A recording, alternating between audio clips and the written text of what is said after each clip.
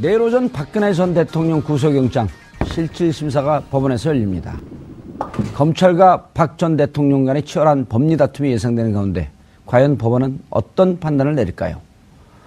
각종 여론조사 지지율에서 앞서고 있는 더불어민주당 후보를 상대하기 위해 과연 보수 진영에서 후보 단일화 카드를 꺼내들지 관심과 이목이 집중되고 있습니다.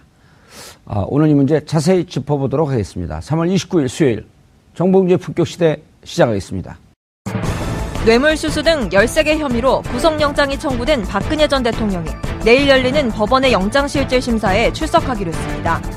한때 박 전 대통령이 영장심사에 출석하지 않을 것이란 관측이 있었지만 구속이라는 최악의 상황을 막기 위해 직접 출석을 결정한 것으로 보입니다. 한편 내일 열릴 영장심사에서 검찰은 안종범 전 수석의 업무수첩, 박 전 대통령 차명폰 의혹 등을 내세워 구속의 필요성을 강조할 것으로 예상되는 상황. 이에 맞서 박 전 대통령은 검찰의 판단이 부당하다는 점을 적극 주장할 것으로 전망됩니다. 전직 대통령 신분으로는 최초로 이뤄질 박 전 대통령의 영장심사에 국민의 눈가기가 쏠린 가운데 과연 법원이 영장 발부와 기각 중 어떤 판단을 내릴지 귀추가 주목됩니다. 3월 29일 수요일 정봉주의 품격시대 첫 번째 이슈 들어갑니다. 300억 원에 가까운 뇌물수수 혐의 등을 받고 있는 박근혜 전 대통령에 대한 구속 전 피의자 신문이 내일 열립니다. 박 전 대통령이 법원에 직접 출석하기로 하면서 검찰과 법원 그리고 삼성동 자택에는 팽팽한 긴장감이 흐르고 있는데요. 과연 박 전 대통령의 운명은 어떻게 될까요? 이 문제와 관련해 전문가 세 분 모시고 말씀 나눠보도록 하겠습니다. 김명일 일요신문 정치부 기자 나오셨습니다. 예, 반갑습니다. 처음 나오셨죠? 네, 맞습니다. 예, 정치부는 몇 명의 기자가? 저희 신문사 말씀이시죠? 예. 저희는 외고 2명이랑 4명이 지금 총 6명이 있습니다. 많은 편이네요? 주간지에서는 많은 편입니다. 많은 편이죠. 네. 예. 이지화 변호사님 자리하셨습니다. 네, 안녕하세요. 예. 최영일 평론가님 참 예의 바르시죠. 옆서 인사하면 같이. 네. 안녕하세요. 예, 최영일 평론가님 자리하셨습니다. 네. 반갑습니다. 지금 박근혜 전 대통령이 출석하겠다라는 네. 입장을 언제 밝혔나요? 날짜요. 예. 제가 날짜까지는 어제 한 5시경에 예. 밝혔습니다. 아니 뭐 그건 별로 중요하지 않아요. 왜 밝혔어요? 누굴 통해서 밝혔나요? 아니면 변호사를 통해서 전달한 걸로 알려져 있는데요. 예. 일단 지난 탄핵 심판 때 박 대통령께서 검찰 수사에 응하지 않으면서 좀 그게 탄핵 사유로 지정된 부분에 대해서 합석 효과라고 저는 생각합니다. 이번에는 좀 합석 효과. 그렇죠. 그때 한번 그게 사유가 돼서 탄핵 심판에 영향을 끼쳤기 때문에 이번에는 본인이 직접 나서서 적극적으로 소명을 하겠다. 그런 입장으로 보고 있습니다. 그리고 지난번 검찰 조사를 나오면서 검찰 가족들에게 경의를 표한다. 네, 그렇죠. 이런 것도 탄핵 이후에 네네. 소 잃고 외양간 고쳤다. 네, 그렇게 볼 수 있죠. 알겠습니다. 이 변호사님, 예. 요즘 이 박근혜 대통령 때문에 변호사들 전성시대가 열렸어요. 아니, 특정 변호사들만 그렇죠. 특정 변호사 예를 들면 이재화. 저희는 뭐 예. 사건 수임을 할 수 있는 것이 아니니까. 아니, 왜냐면 이걸 평론해야 되는데 아무리 평론가들이 열심히 공부를 하고 그래도 결정적인 디테일한 법률에 조금 부족한 측면들이 있거든요. 만주 변호사인 저도 조금 밀리는데 요즘은.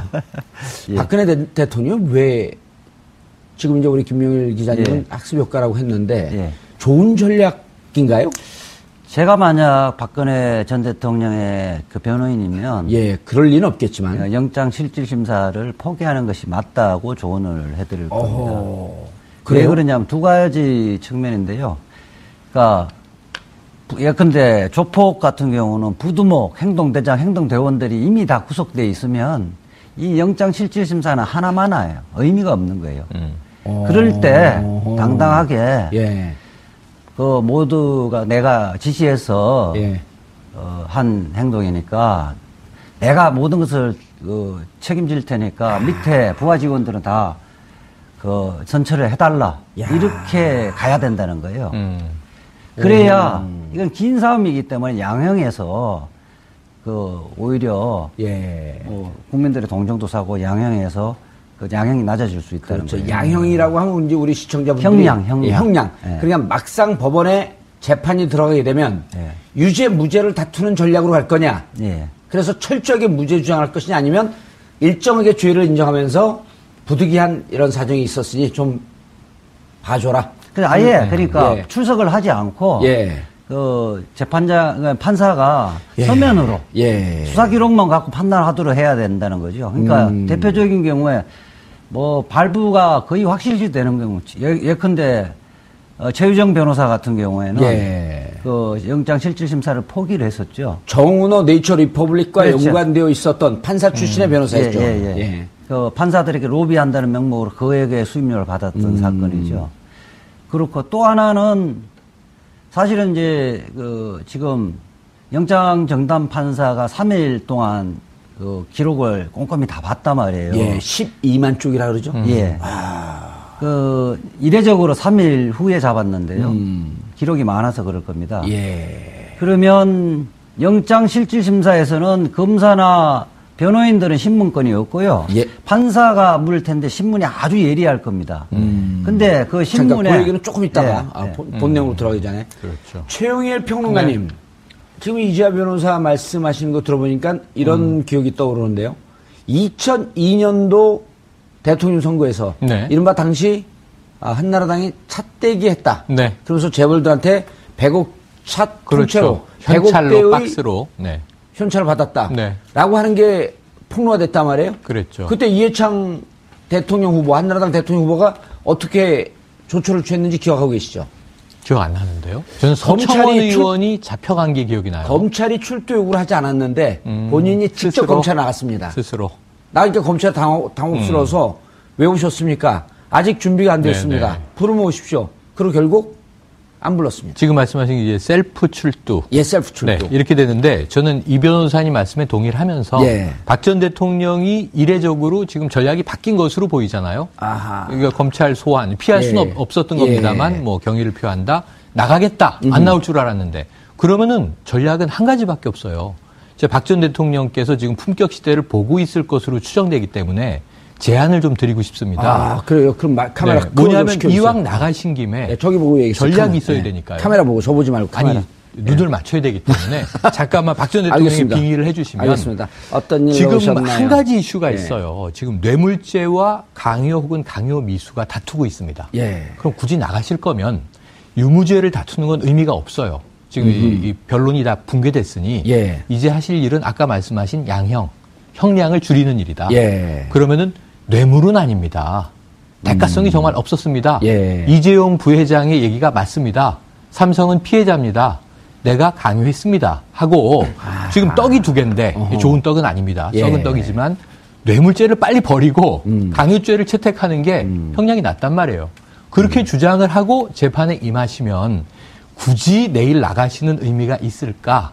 그 이외에 검찰에서 한 11시간 조사하면서 모르쇠, 나의 지난 인생 이야기 이런 건 별 의미가 없고 내일 굳이 가실 거면 유죄를 인정하되 작은 죄를 택하셔라. 이런 제안을 좀 드리고 싶네요. 자, 이제 이거를 맞이한 이렇게 전략이 나왔어요. 자, 내가 강요했습니다. 자, 우리 그 강부영 전담 판사 빙의해서 얘기해보세요. 이제. 그런 거 하려면 잘 박근혜 전 대통령은 사실은 그럴 위인이 못 된다고 봅니다. 의미가 없는 지금까지 지금 보면 태블릿 PC 그 보도 이후에 지금까지 한치도 벗어나지 않았잖아요. 지난해 10월 24일 그러니까 이후에 증거하고 무관한 자기 이야기만 계속하고 있는 거거든요.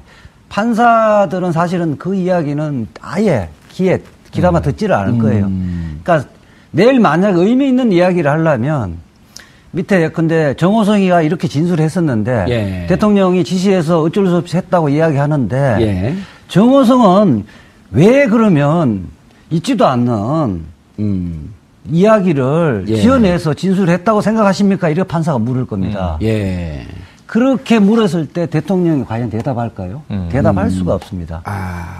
그러니까 지금 판사는 가장 자기가 임명을 했고 자기 부하 직원들이 대통령이 다 시켰다고 이야기하는데 이 부분에 어떻게 생각하느냐를 구체적으로 물을 거예요. 알겠습니다. 이 변호사님, 최영일 평론가님, 이 변호사님은 오히려 예리한 질문을 통해서 신문이 짧을 것이다. 네네. 이렇게 지금 예상하고 있는데 대부분의 언론에서는 지난번 11시간 조사, 그다음에 7시간 12분 동안 7시간 12분도 밝혀낸 게 우리 이지아 변호사예요. 다 7시간 20분으로 보도되는데 네. 혼자 7시간 12분 주장을 하더라고요. 그런데 그래서, 지금 그래서 그렇게 꼼꼼하게 한 것으로 봐갖고 내일 영장실질심사가 길어질 것이다라고 보는 언론도 많거든요. 네, 맞습니다. 어떻게 보세요? 저는 길어질 걸로 봐요. 지금 말씀하신 대로 강부영 판사의 빙의를 하셨는데 이 질문을 꼴 수가 있잖아요. 그렇죠. 긍정문으로 물어볼 수도 있고 부정문으로 물어볼 수도 있고 그다음에 길게 물어볼 수도 있는데 이게 이 독해 능력에 따라서 이 질문을 맞춰줘야 됩니다. 최대한 단답형으로 물어봐야 되고요. OX 예 아니요 이렇게 이제 물어봐야 되고요. 그리고 이제 답변이 나오지 않을 경우에 계속 설명을 해줘야 돼요. 그렇기 때문에 강 판사는 내일 좀 목이 쉴 가능성이 있고 그리고 박 전 대통령의 특성상 아까 특성 캐릭터 중요하게 말씀하셨는데 제안은 했지만 제가 강요죄를 인정하겠나.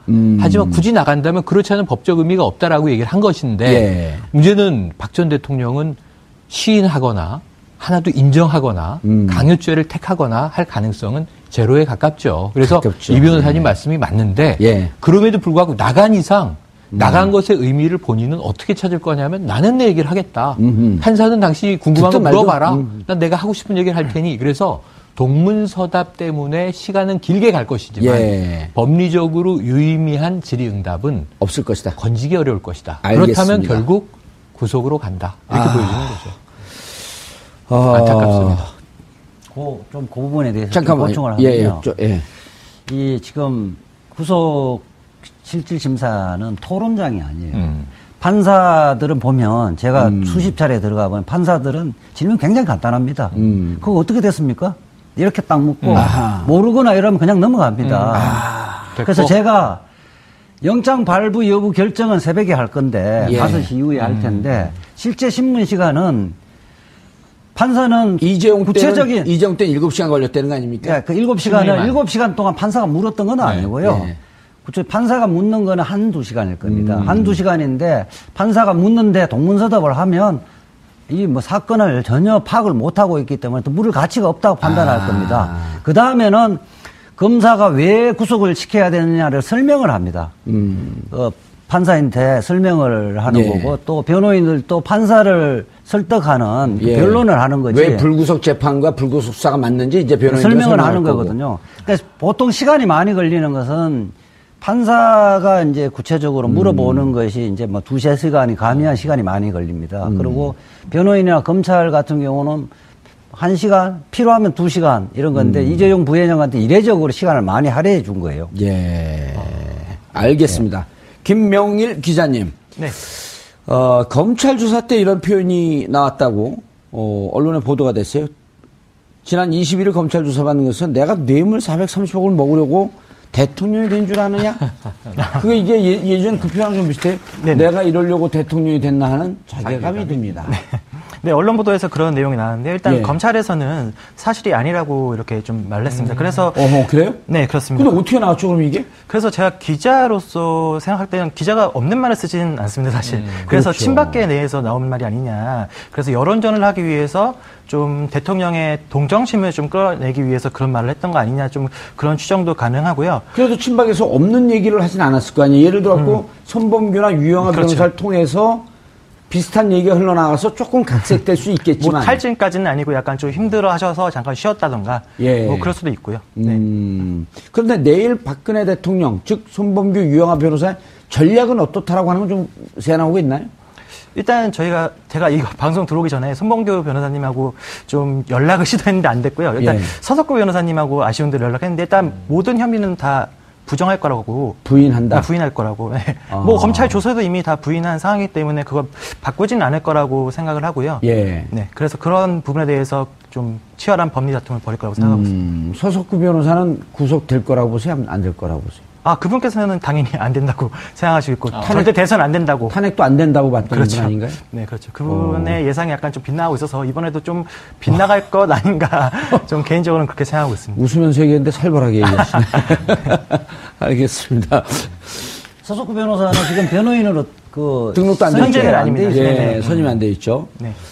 자, 이게 근데 구속영장 청구서를 보면 92페이지죠, 지금. 143회. 예.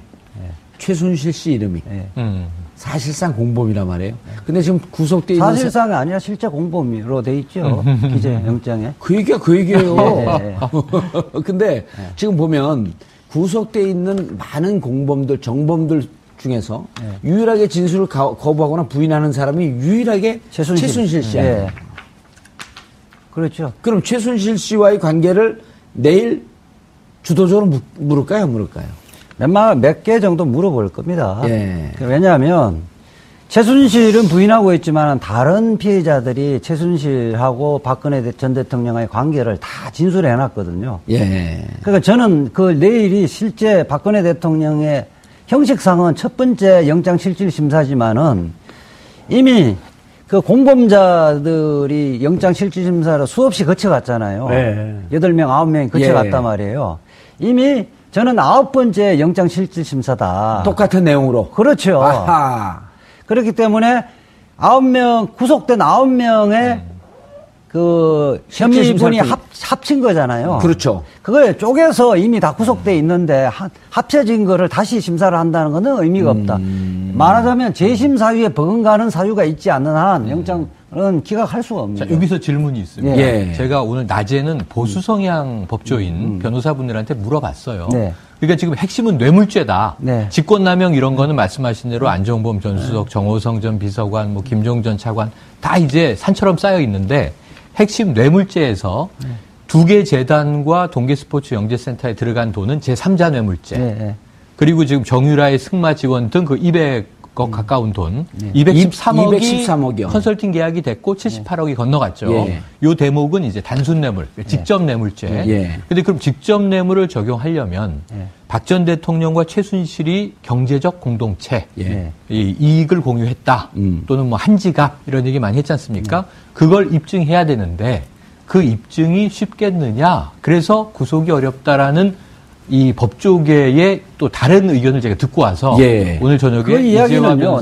잠깐만요. 최영일 평론가님이 지금 여쭌 게 특검에서 적시한 겁니까? 아니면 검찰에서 적시한 걸 얘기하는 겁니까? 왜냐하면 검찰 적시와 특검 적시가 좀 틀려요. 그러니까 이번 구속영장 청구에 들어가 있는 입증 부분. 아, 이번 구속. 그래서 들어가기 전에 이재호 변호사님. 처음에 특검은 어떻게 봤냐 하면 그 컨설팅 비용으로 들어간 213억을 뇌물죄로 봤어요. 그랬죠. 그다음에 220억 중에 204억, 미르재단과 K스포츠재단에 들어간 204억과 그다음에 영재센터에 들어간 16억. 이걸 제3자 뇌물죄로 봤거든요. 특검은. 삼성의 돈이죠. 삼성의 돈 중에서. 근데 이번에 검찰은 특수부는 그렇게 보지 않고 재단 출연금 204억 원을 뇌물죄로 봤어요. 네, 맞아요. 그 다음에 영재센터 지원 16억도 뇌물죄로 받고 직접 뇌물죄로 본 거예요. 그 다음에 실질적으로 컨설팅 계약한 213억 이건 잘 모르겠고 실제로 넘어간 돈 78억. 이것만 뇌물죄로 봐서 298억을 뇌물죄로 봤는데 왜 검찰과 특검이 다 얘기가 다르냐는 거예요. 그 문제는 사실은 법률적 제3자 뇌물죄하고 법률적 평가는 사실은 다른 게 전혀 없어요. 아, 의미가 다르지 않아요? 그러니까 재단 부분을 실질적으로 재단은 형식이고 실질적인 그 주인이 최순실이라고 판단하느냐 형식을 중요시하느냐의 차이이기 때문에 법률적 평가는 다른 게 그러니까 없어요. 지금 영장 청구한 거는 영장 청구한 거는 검찰 특수본 2기에서 청구한 것이기 때문에 요것만 중심으로 보면 되는 거네요. 그리고 실질적으로 이재용 뇌물공여죄에 이미 그 영장실질심사에서 발부를 했잖아요. 그러니까 뇌물공여죄하고 뇌물수수죄하고는요, 형량이 뭐 10배, 100배 이상의 형량이 높은 거예요. 이재용 433억을 했지만은 5년 이하의 법정입니다. 5년 이하이죠. 공여자. 여기는 10년 이상 무기까지 가능한 거거든요. 1억이 넘어갔기 때문에. 계급장을 떼버리면. 일반인이었으면, 일반 공무원이었으면, 이 무기나 45년 이상의 형이 예상되는 거거든요. 그렇기 때문에 그 부분은 일반인들이 뭐 이게 뇌물죄의 대가 관계가 성립할 것인가 말 것인가 이미 같은 서울중앙법원에서 그 중앙지방법원에서 이미 판단됐던 거를 다시 뒤집기는 어려워요. 오늘 예리하시네. 그러네요. 그러면 평상시에 못 보던 모습이네요 오늘. 그리고 뇌물 관계 없이 정호성 부분은 공무상 비밀 누설 단독 그 하나만 기소돼 있는 거예요. 그거는 영장 발부돼 있습니다. 그 얘기 좀 이따 하시고요. 강부영 판사. 영장 전담 판사 어떤 인물이죠? 예, 강부영 판사는 1974년생으로 알려져 있고요. 그런 거 공개해도 돼요? 개인? 그 정도는 다 이미 인터넷에 공개된 부분입니다. 예, 네, 고려대 법대를 나오셨고. 네. 후배네, 그럼? 2006년에. 후배예요, 후배. 오, 아주 좋아하시네. 네. 잘생겼더라고요. 예. 네, 2006년에 판사를 법관 생활을 시작하셨다고 알려져 있고요. 예. 네, 그래서 최근에 좀 가장 좀 이슈가 된 사건을 맡으신 경우에는 시인 배용진 씨의 뭐 미성년자 성추행 사건이나 그 가수 박유천 씨의 성폭행 사건 무고죄 거기에 영장 전달 맡으셨다고 알려져 있습니다. 박유천. 네네. 자, 그런데 뭐 스타일은 어떤 스타일이다 뭐 이런 건 안 나오나요? 네, 여기에는 거기에 대한 설명을 한 언론 기사를 그대로 옮기자면 좀 감정이 격앙된 피의자를 좀 다그치지 않고 좀 순하게 좀 풀어쓰는 이렇게 좀 달래가면서 하시는 끝까지 듣는 경청하는 스타일이고. 네, 그리고 양쪽의 의견을 공평하게 좀 귀 기울인 편이다. 좀 내부적으로 덕망이 높은 걸로 알려져 있습니다. 동망이 나이는 어린데 뭐 동망이 됐다고까지는. 네. 2월달 이번 2월달 인사이동 돼지면서 영장 전담 판사를 했고 지금 2월달 돌아서 그 전에 부장 판사로만 있었나요? 그냥? 지방에 있었죠. 지방에. 네. 지방에 있었기 때문에 부장 판사가 아니에요. 그렇죠. 두 사람은 부장 판사인데 26기고 나머지 그 32기 평판사인데 그러니까 단독 판사급 판사인데요. 그렇기 때문에 실질적으로 어떤 다른 중요한 사건 영장은 사실상 안 했다고 보면 되는 거죠. 무척 중압감을 느끼겠는데, 스트레스를? 아니, 여기서 저 약간 걱정되는 대목이, 아까 영장 판사 맡은 게 이제 2월부터 이제 보직이 바뀐 거예요. 근데 지금 두 건이 딱 영장에 대한 게 나와 있는데, 아까 배용재 시인 구속했습니다. 왜냐하면 미성년자를 성추행했거든요. 그리고 또 하나는 박윤천 씨를 고소한 두 번째 고소 여성인데 이 사람의 구속영장을 기각했습니다.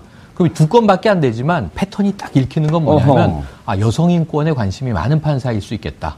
왜냐하면 여성에게 해를 끼친 사람은 구속시키고 그다음에 여성이 가해자인데 어찌 보면 이제 무고죄로 일단은 구속까지 필요 없어. 박유천 가수가 고소를 한 건이죠. 무고로. 박유천을 고소했는데 무고로 역고소를 당했는데 이제 구속할 필요 없다. 그러다 보니까 지금 제 귀에 울리는 게 김진태 의원이 말이죠. 궁궐에서 내쳐 쫓겨난 이 여인을 가련한 여인에게 사형까지 내려야 되겠느냐. 그리고 김평호 변호사는 이 부끄러운 이 정말 안타까운 여인을 남자들이 지켜주지도 못하고 부끄러워해야 돼 막 이러잖아요. 그게 좀 영향을 주지 않을까? 아니, 근데 샘플링이 두 건이기 때문에 너무 작아요. 그렇죠? 김평호 변호사나 지금 누구예요? 김진태 의원 봉건 마마 뭐 이런 것도 다 사고인데 이 판사들 적어도 판사들은 그런 정근대적 사고를 갖고 있는 판사는 전혀 없습니다. 그러니까 남성이냐 여성이냐 이런 차원에서 보는 판사들은 전혀 없죠. 그러니까 아마 실제 이제 바깥에서 떠드는 것만큼 지금 이 판사는 그렇게 이렇게 긴장하고 그러지는 않을 겁니다. 이미 다른 선례에서 다 공범들이 구속돼 있기 때문에 실질적으로 마음 편하고 8건, 9건 정도의 공범이 구속됐고 거의 유사한 내용으로 영장실질심사가 이루어졌고 정호성이라고 하는 것은 박근혜 대통령이 연설문을 유출한 그런 기밀 누설, 그렇죠. 정보 누설죄로 이미 구속이 됐는데 이 전체 박근혜 대통령이 받고 있는 혐의 중에 13분의 1밖에 안 되는 작은 거거든요. 그건 구속이 됐어요. 13분의 1도 사실은 안 될 겁니다. 형식적으로는 13가지의 혐의 사실 한 가지에 모든 사람이 구속되어 있습니다. 삼청대죠. 삼성동 청와대. 그쪽의 분위기는 좀 언론에 나오는 게 있나요? 지금 지지자들이 결집해 있습니다. 200명 이상 모여서 굉장히 좀 격앙됐고요. 어제 전해진 소식이지만 이 기자들, 언론사 취재 기자들을 폭행한 사례도 지금 나오고 있고, 그는 굉장히 심하게 욕설을 한다 그래서 청와대에서 퇴거해서 삼청동 자택으로 돌아왔을 때 그 며칠 동안 이 일명 태극기 부대가 이 휘젓고 다니지 않았습니까? 그렇죠. 그래서 그 옆에 있는 삼릉초등학교 학부모들이 회의를 해서 경찰에 요청을 했잖아요. 그 이후로 조금 잦아드는 듯 했는데 구속영장이 설마 청구되랴 했는데 청구됐잖아요. 그리고 이제 실질 심사를 나간다고 하니 예. 지금 굉장히 험악한 분위기가 되고 있는 것 같아요. 예. 그리고 제가 특이한 건 뭐냐면 이 어떤 와중에도 가장 불변의 지속성이 있는 박 전 대통령의 일관성은 정씨 자매가 계속 매일 아침에 들어간다는 거예요. 올림머리? 화장과 올림머리를 계속 하고 있다. 저는 제일 불안한 게 그거예요. 만약에 구속되면 못 들어가잖아요. 정씨 자매가. 정씨 자매가 같이 구속되었고 봐주는 거 아니까? 머리 어떻게 하죠? 머리 어떻게 해요? 걱정되는데. 왜냐면 그것 때문에 불구속되지 않을까 하는 관측도 나오더라고요.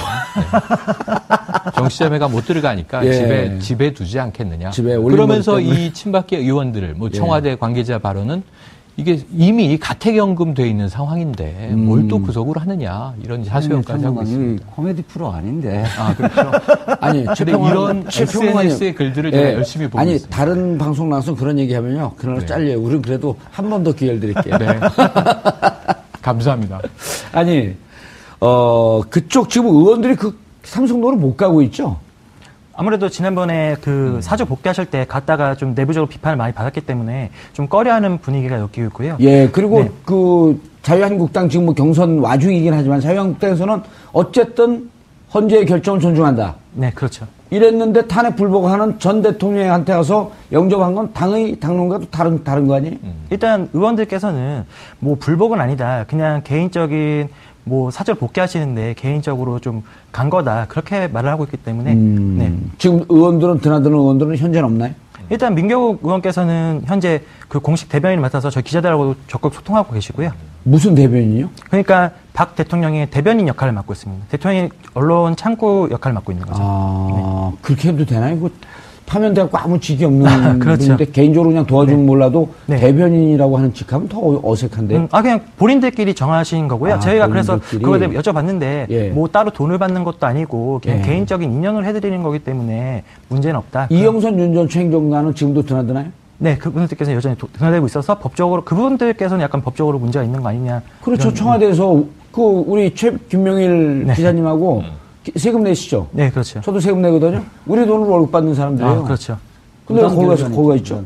예? 무단결근이죠. 무단결근하고 있는 거 지금 청와대? 그렇죠. 그런 셈이죠. 지금 어떻게 그게 되냐? 공적인 업무가 아니죠. 예. 이영선 행정관은 경호실 소속. 그래서 경호는 할 수 있잖아요. 파면됐지만 이 전직 대통령 예우는 없어요. 연금 예. 같은 거. 하지만 경호 경비는 5년까지. 아니 근데 경호실장의 필요한 경우 명을 10년까지. 받거나 그런 청와대 지침이 있을 때 하는 거죠. 지 맘대로 가요. 그걸? 지침이 있는 겁니다. 그러니까 경호 요원 중에 한 명인데 문제가 아하. 뭐가 있냐면 이영선 행정관이 지금 고발돼 있는 상태예요.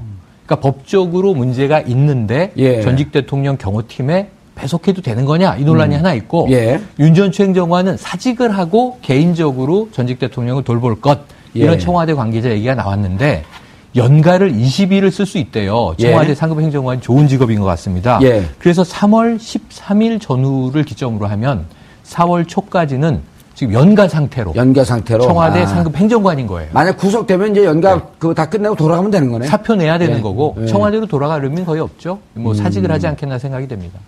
이 변호사님 아까 이제 좀 의미 있는 얘기를 하다가 예. 조금 이따 얘기하자 그러면서 이제 밀어놓은 게 뭐냐면 자 영장 전담 판사가 신문을 한단 말이에요. 네. 그 전에도 검사나 변호사가 직접 그 피의자 예. 그 당사자에게 질문을 못 했나요? 그전에는 그 명확한 규정이 없어서 했었는데 예. 이 지금 참여정부 때 형사소송법 개정되지면서 그렇게 해주면 불필요하게 길어졌습니다. 아, 그렇죠. 그럼 판사- 영장 전담 판사들도 업무가 많아지는 거네요. 그리고 판사가 그러면. 기록 보면서 의문이 되는 점에 대해서 직접 물어보는 거죠. 그리고 이제 오래간만에 이제 변호사가 이제 구속 사건을 처리하는 사람이 가면 옛날처럼 방식으로 하는 사람이 있으면 지금 형사소송법에서는 신문권이 없습니다. 가만히 계시라고 이렇게 판사가 이야기를 하고 있거든요. 오, 유영아 변호사는 그렇게 할 가능성이 좀 있네요. 잘 모르니까. 그렇기 때문에 판사들은 굉장히 감이 빠른, 기록을 꼼꼼히 봤기 때문에 감이 빨아서 툭툭 던져요. 예. 툭툭 던져서 아주 엉뚱한 이야기 한다 싶으면 끝내버려요. 자, 영장 실질 심사, 신문이 끝나면은 이제 그 결정이 날 때까지 대기를 해야 되잖아요. 어디 네. 대기한다고 지금 보도가 되고 있습니까? 일단 그 서울중앙지법 관계자가 언론에 말한 게 있는데요. 서울중앙지검 내 구치감에 대기할 가능성이 가장 크다고 이렇게 말을 했습니다. 예. 이재용 부회장은 구치감에 안 있었죠. 서울구치소에 있었죠. 네, 맞습니다. 거기 있다가 이제 나왔는데 구치소로 가면은 나도 저 대기해 본 적은 없어갖고 구치소로 가면은 구치감에 있으면 그냥 사복을 입고 있을 것이고. 네. 그래서 이제 만약 거기서 구속이 결정되면 바로 서울구치소로 가는 거고. 네. 특별한 이변이 없는 서울구치소로 갈 거다 이렇게 밝혔습니다. 저는 그 구치감이 일명 이제 비둘기장이라고 이야기하는데 굉장히 좁고 불편해요.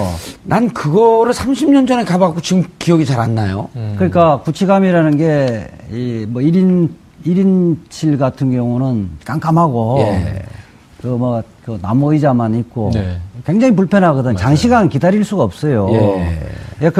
저는 이재용 영장이 4-5시 정도에 나왔잖아요. 새벽에. 어쨌든 그 5시 이전에는 나올 가능성이 없는데, 그 오랜 시간 동안 그렇게 감에 있기는 적절하지는 않을 것 같고, 그렇다고 통상적으로는 그러거든요. 영장 판사가 대기 장소를 정하는데, 이제 구치소가 아니면 경찰서 유치장인데, 경찰서 유치장에서 그러려면 다른 피의자들이 없어야 되기 때문에 그리고 경찰 유치장은 보안이 경호 문제 취약합니다.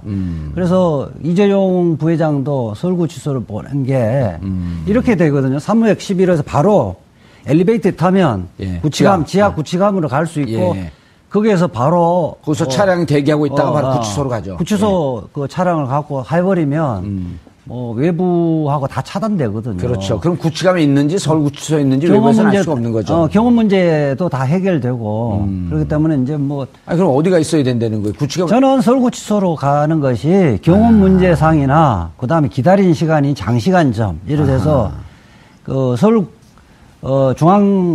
서울중앙지방법원 그 구치감은 여러모로 부적절한 것 같고요. 이재용처럼 중앙지법에 있나요? 중앙지검에 있나요? 구치감이? 구치감은 법원에 있죠. 법원 지하실에 있는데 더군다나 지하실에 깜깜하고 여러 가지 시설이 안 돼 있는데 못 견딜 겁니다. 북부지방법원 구치감에 저도 좀 있어봤는데 진짜 지하에 약간 경찰서 유치장처럼 생겼는데 위상 상태도 좀 안 좋고 그랬던 것 같아요. 더 좁고, 그리고 거기 들어가면 운동화 끈 다 풀어야 되고, 휴대폰, 시계 다 빼고, 허리띠도 뺍니다. 그리고 중요한 건 머리에 이렇게 피 꽂은 거 다 빼야 됩니다. 네네. 그리고 나서, 이물질들 다 빼야 돼요. 제 생각엔 구치감에서 밤샘을 한다는 게 물리적으로도 힘들지만, 거기가 더 훨씬 힘들지만, 저녁 6시가 되면 구치감은 다 구치소로 보내요. 저녁 6시까지 시간을 주고 그때까지 문제가 다 처리되지 않으면 구치소로 다 이송을 시키거든요. 그러니까 이 구치감에서는 원래 밤새는 장소는 아니니까 특별히 이제 어떤 조치를 할지 모르겠습니다만 그 시간은 6시가 될 수도 있고 11시, 12시 전에는 다 보내거든요. 밤 늦게까지 대기하는 경우도 왕왕 있긴 있어요. 그리고 구치감은 관리권이 법원이지만 실질적으로 교도소장이 관리를 하고 있는 교도관들이 밤새워야 되거든요. 거기서. 그러니까 다른 사람들은 서울구치소에 다 들어가는데 교도관들이 몇 사람, 한두 사람이 있을 수가 없는 거거든요. 실질적으로 이게 사실은 더 보안에 경호에 취약해요. 문제가 있다. 구치소가 옳다. 이렇게 말씀하시는 거군요. 통상적으로 서울구치소로 압송된다. 이제 이렇게 말씀하셨는데 다른 데로 갈 가능성도 있나요? 물론 있습니다. 대통령이기 때문에 예우 문제를 산정해서 일반 수감자들은 다른 판단할 가능성이 얼마든지 있습니다. 그래서 특정하지 못하고 있는 거죠. 글쎄요. 그것까지는 알려지지 않았는데. 남부교도 제가 웬만한 교도소는 다 가봤는데. 갈 데가 없는데. 특별한 예우가 있을 수도 있다. 영등포 구치소에 갈 수도 있고요. 영등포 구치소 리모델링을 했나요? 거기서 갈 수 있을 텐데 우선은 수감할 때는 지금 이 공범자들이 서울구치소에 너무 많잖아요. 분산시킬 겁니다. 공범자들이 있으니까 공범자들이 못 만나게 접견 시간도 따로 하거든요. 왜냐하면 복도가 다 만나고 그러기 때문에. 최순실 변호인 접견 같은 경우는 이제 서울구치소는 남녀를 따로 분리시켜놔. 몇 년 전부터 분리를 해놨거든요. 근데 최순실하고는 같이 있을 수가 없어요. 최순실하고는 여사동이 그렇게 많지도 않고. 맞습니다. 변호인 접견이 수시로 있을 텐데.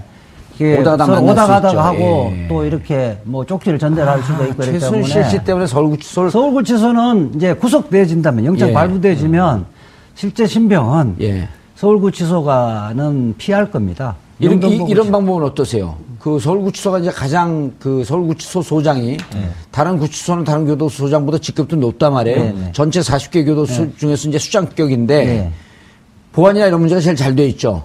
그래서 서울구치소에 박근혜 대통령을 구속을 시키고 최순실을 다른 데 이감시킬 가능성이 있죠. 뭐 그렇게 해도 할 수 있죠. 이거 다른 방송에서 못 듣는 얘기인데. 그렇죠. 그렇죠. 처음 들어보셨죠? 저도 유경험자니까 가능하죠.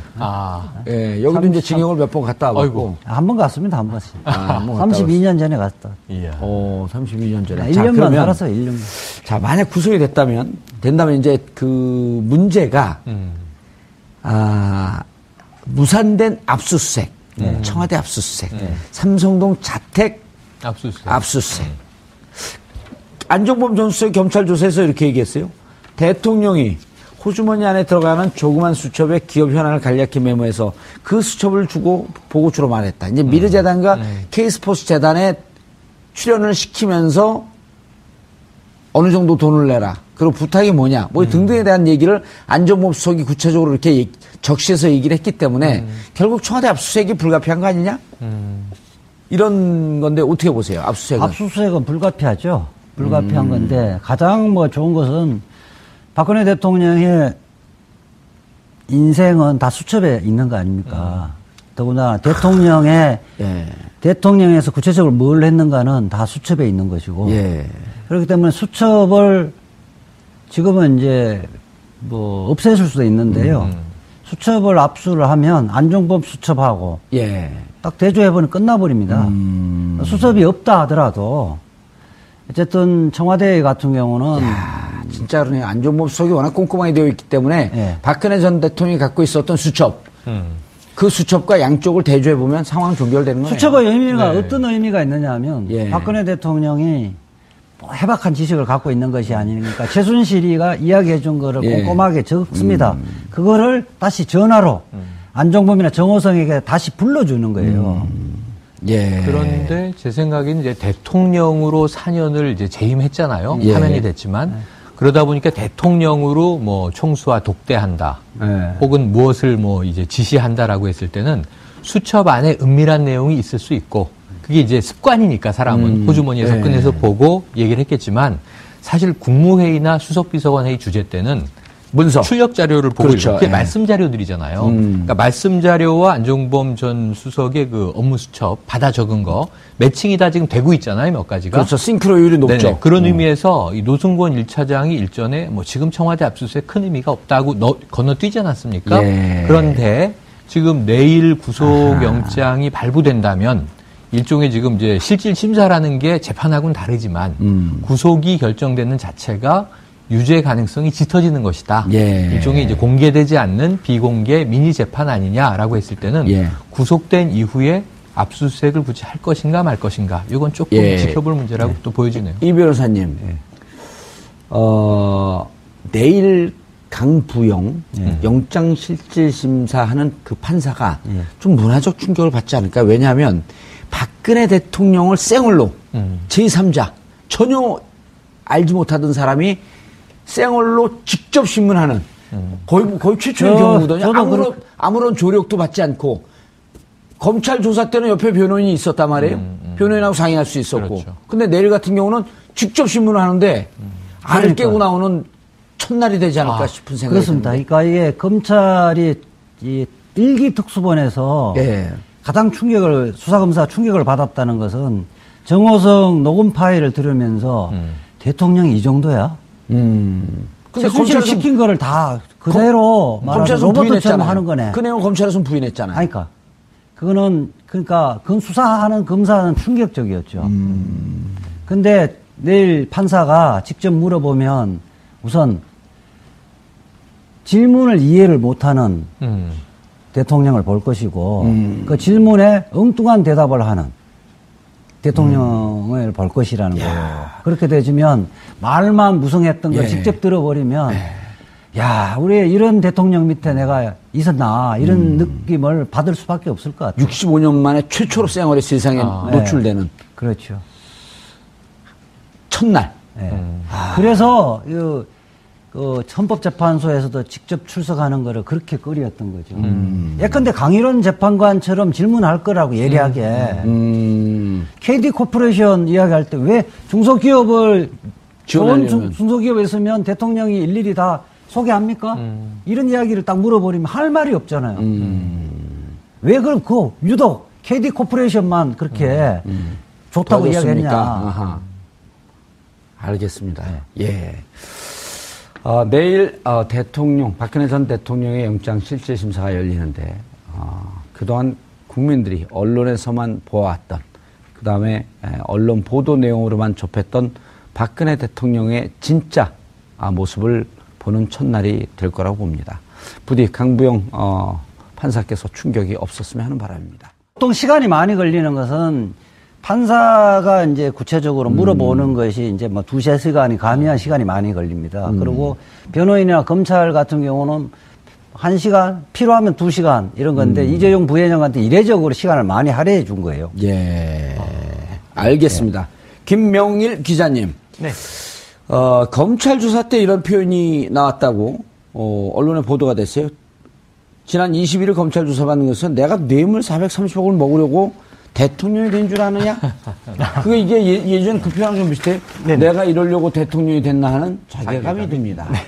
네, 언론 보도에서 그런 내용이 나왔는데 일단 검찰에서는 사실이 아니라고 이렇게 좀 말을 했습니다. 그래서 그래요? 네, 그렇습니다. 근데 어떻게 나왔죠, 그럼 이게? 그래서 제가 기자로서 생각할 때는 기자가 없는 말을 쓰진 않습니다, 사실. 그래서 그렇죠. 친박계 내에서 나온 말이 아니냐. 그래서 여론전을 하기 위해서 좀 대통령의 동정심을 좀 끌어내기 위해서 그런 말을 했던 거 아니냐, 좀 그런 추정도 가능하고요. 그래도 친박에서 없는 얘기를 하진 않았을 거 아니에요. 예를 들어서 손범규나 유영하 변호사를 통해서 비슷한 얘기가 흘러나가서 조금 각색될 수 있겠지만. 뭐 탈진까지는 아니고 약간 좀 힘들어 하셔서 잠깐 쉬었다던가. 뭐 그럴 수도 있고요. 네. 그런데 내일 박근혜 대통령, 즉 손범규 유영하 변호사의 전략은 어떻다라고 하는 건 좀 세나오고 있나요?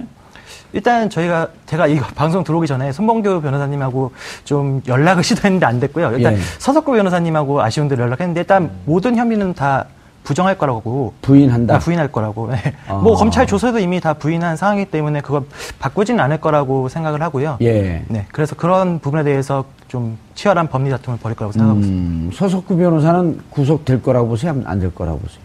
그분께서는 당연히 안 된다고 생각하시고 있고, 절대 대선 안 된다고. 탄핵도 안 된다고 봤던 분 아닌가요? 네, 그렇죠. 그분의 예상이 약간 좀 빗나가고 있어서 이번에도 좀 빗나갈 것 아닌가, 좀 개인적으로는 그렇게 생각하고 있습니다. 웃으면서 얘기했는데 살벌하게 얘기하시네.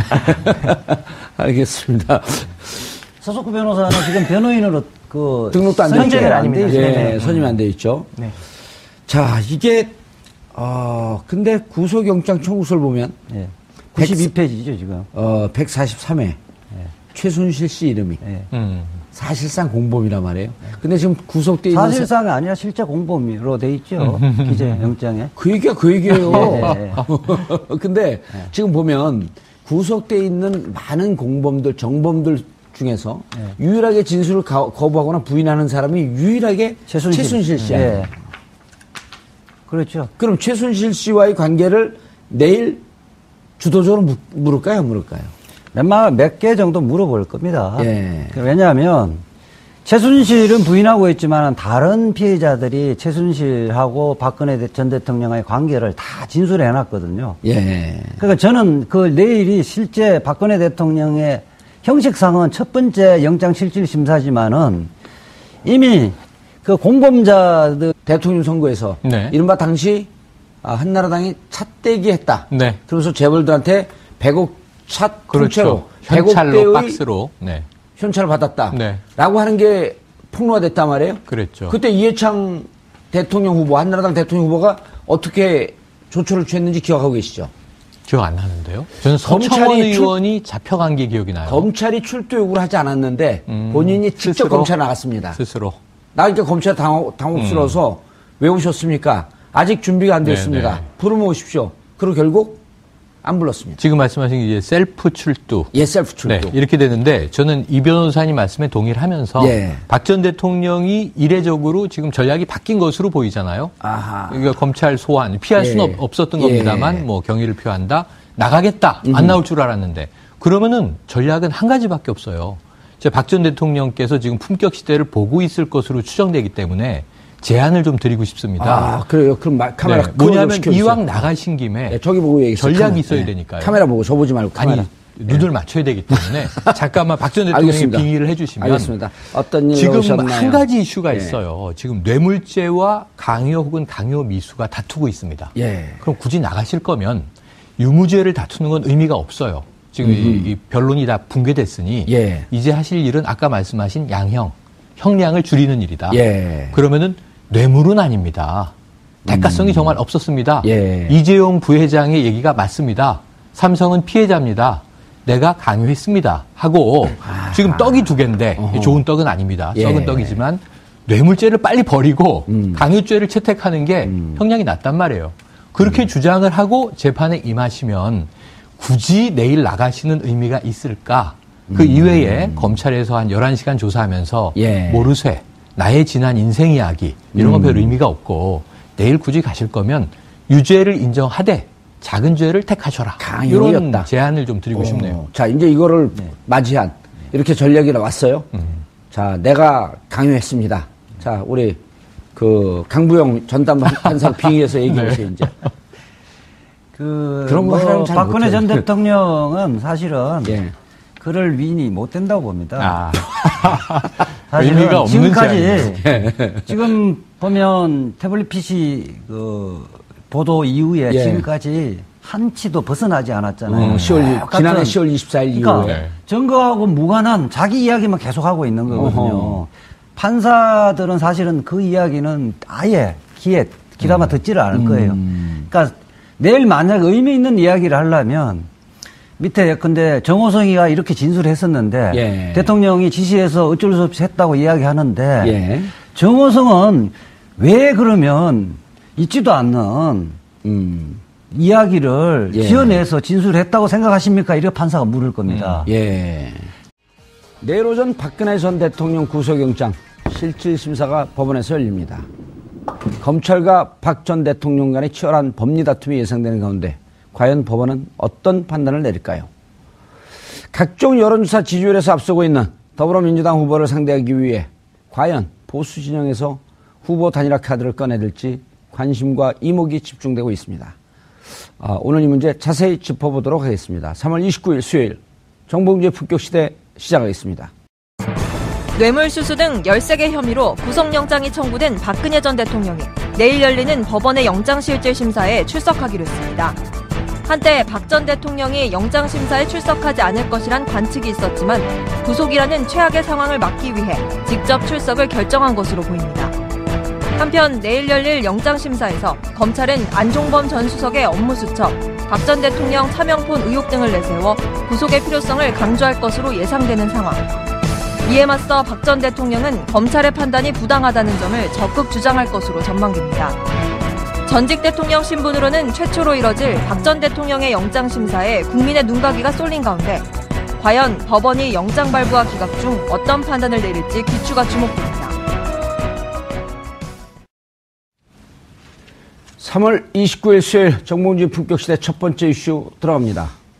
300억 원에 가까운 뇌물수수 혐의 등을 받고 있는 박근혜 전 대통령에 대한 구속 전 피의자 신문이 내일 열립니다.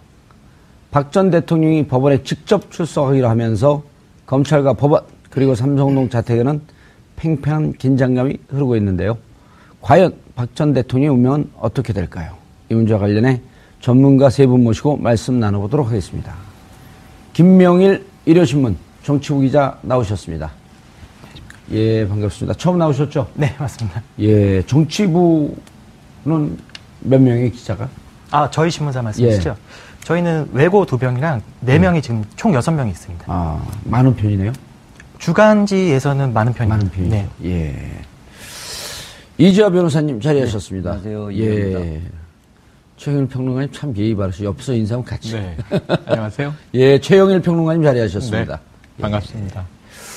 지금 박근혜 전 대통령이 출석하겠다라는 입장을 언제 밝혔나요? 날짜요.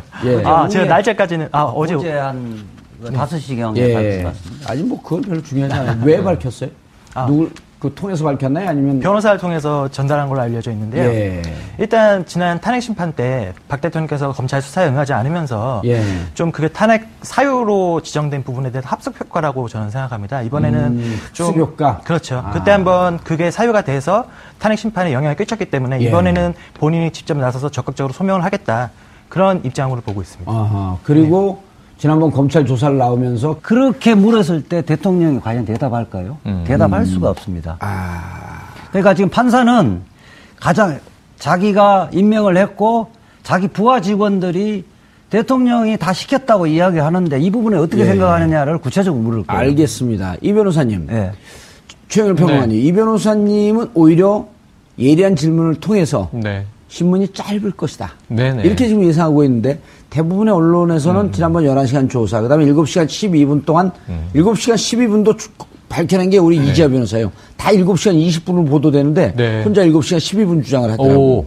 그런데 그래서, 지금. 그래서 그렇게 꼼꼼하게 한 것으로 봐갖고 내일 영장실질심사가 길어질 것이다라고 보는 언론도 많거든요. 네, 맞습니다. 어떻게 보세요? 저는 길어질 걸로 봐요. 지금 말씀하신 대로 강부영 판사의 빙의를 하셨는데 이 질문을 꼴 수가 있잖아요. 그렇죠. 긍정문으로 물어볼 수도 있고 부정문으로 물어볼 수도 있고 그다음에 길게 물어볼 수도 있는데 이게 이 독해 능력에 따라서 이 질문을 맞춰줘야 됩니다. 최대한 단답형으로 물어봐야 되고요.